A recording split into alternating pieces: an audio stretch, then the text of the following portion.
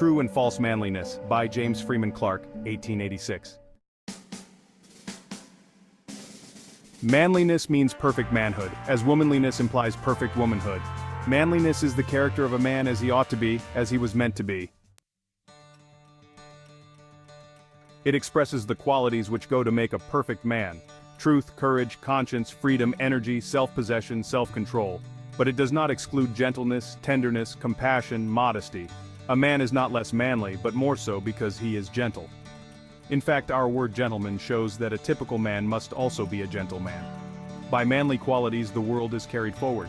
The manly spirit shows itself in enterprise, the love of meeting difficulties and overcoming them, the resolution which will not yield, which patiently perseveres, and does not admit the possibility of defeat. It enjoys hard toil, rejoices in stern labor, is ready to make sacrifices, to suffer and bear disaster patiently. It is generous, giving itself to a good cause not its own. It is public-spirited, devoting itself to the general good with no expectation of reward. It is ready to defend unpopular truth, to stand by those who are wrong, to uphold the weak.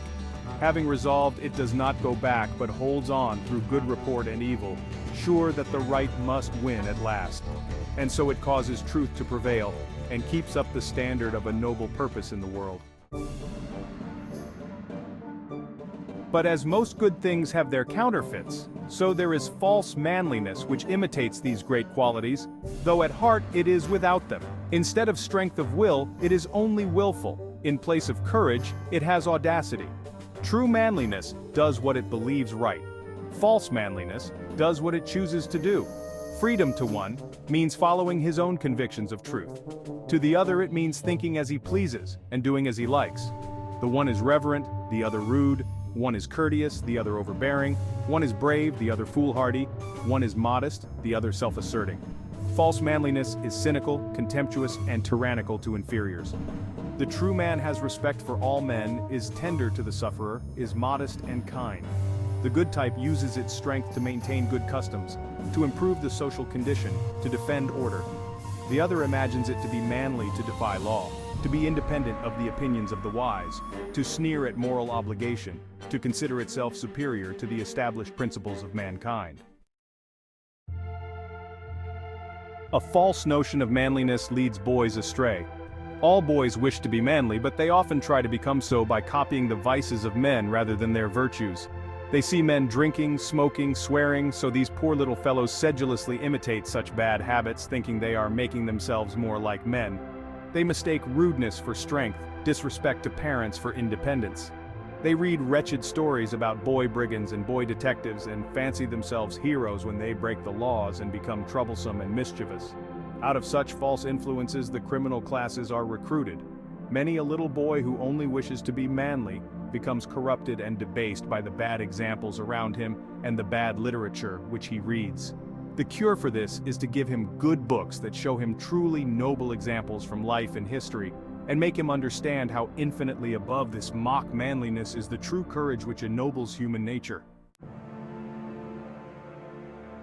In a recent awful disaster amid the blackness and darkness and tempest, the implacable sea and the pitiless storm, when men's hearts were failing them from terror, and women and children had no support but faith in a divine providence and a coming immortality, the dreadful scene was illuminated by the courage and manly devotion of those who risked their own lives to save the lives of others.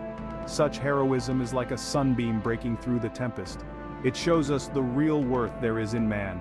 No matter how selfish mankind may seem, whenever hours like these come, which try men's souls, they show that the age of chivalry has not gone, that though the knights are dust and their good swords rust, there are as high-hearted heroes now as ever. Firemen rush into a flaming house to save women and children. Sailors take their lives in their hands to rescue their fellow men from a wreck. They save them at this great risk, not because they are friends or relatives, but because they are fellow men.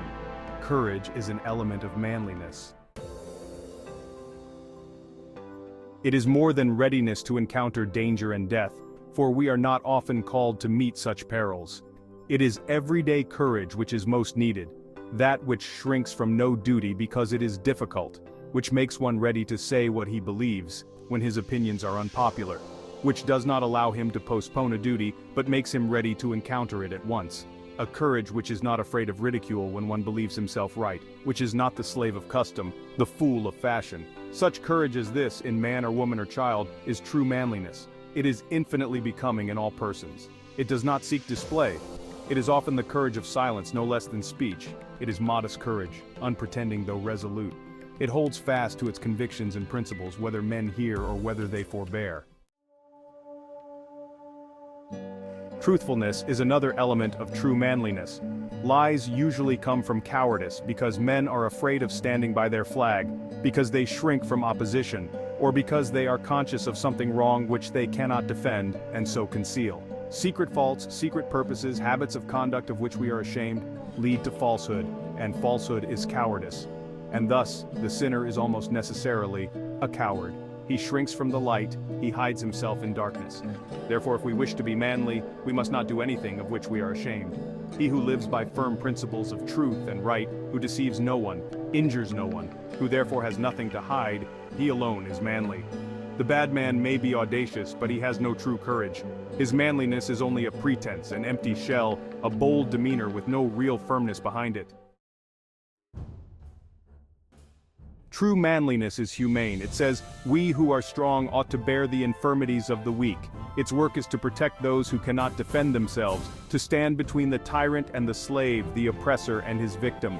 It is identical in all times with the spirit of chivalry which led the good knights to wander in search of robbers, giants and tyrannical lords, those who oppressed the poor and robbed helpless women and orphans of their rights. There are no tyrant barons now, but the spirit of tyranny and cruelty is still to be found. The good knight today is he who provides help for the blind, the deaf and dumb, the insane, who defends animals from being cruelly treated, rescues little children from bad usage, and seeks to give working men and women their rights. He protects all these sufferers from that false manliness which is brutal and tyrannical to the weak, abusing its power over women and children and domestic animals. The true knights today are those who organize and carry on the societies to prevent cruelty, or to enforce the laws against those who for a little gain make men drunkards. The giants and dragons today are those cruelties and brutalities which use their power to ill-treat those who are at their mercy. Subscribe and like. See you tomorrow. Stay safe, stand ready.